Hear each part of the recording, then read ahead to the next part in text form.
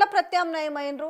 ఇవాళ పిల్లలు గురుకుల పాఠశాలలో చదువుకుంటున్న పిల్లలు ఇవాళ ఫుడ్ పాయిజన్ అయ్యి ఈ పాటికి దాదాపుగా రాష్ట్రంలో ఈ 2 ఏళ్లలో 162 మందికి పైగా మరణించారు. ఏ రోజన్నా ఒక్క గురుకుల పాఠశాలకు పోయి అరే ఏం కష్టం వచ్చింది చదువుకునే పిల్లలకనేసి ఒక్క దగ్గరన పోయి విచారించిరా?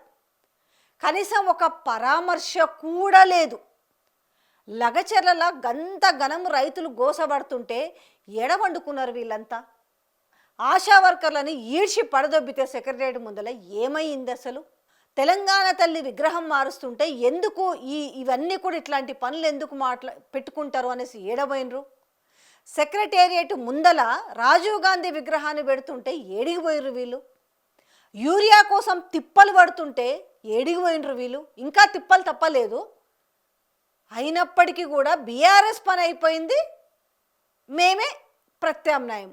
అంటే మీరు రోజు ఒక బోర్డు వేసుకోవాలన్నట్టు మెడకి, మేమే బీఆర్ఎస్ కాదు మేమే ప్రత్యామ్నాయం అని. ఏ సమస్యల మీద ఎవరి కోసము తెలంగాణ బాగోగుల కోసం కానీ కాంగ్రెస్ పార్టీ ప్రభుత్వం పైన కానీ ఒక్క మాటన్నా ప్రశ్నిస్తున్నారా?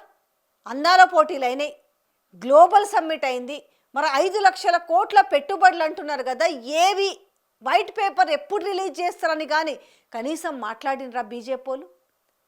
కానీ చిత్రంగా అనిపిస్తలేదు. నేను అందుకే అన్న, ఆటలో అరటిపనిలాగా అప్పుడప్పుడు వచ్చి ఇట్లా మెరిసిపోయే ప్రయత్నం లాగా చేస్తారనేసి ఇవాళ నవ్వుకుంటున్నారు తెలంగాణ ప్రజలు. బీఆర్ఎస్ పని అయిపోయింది.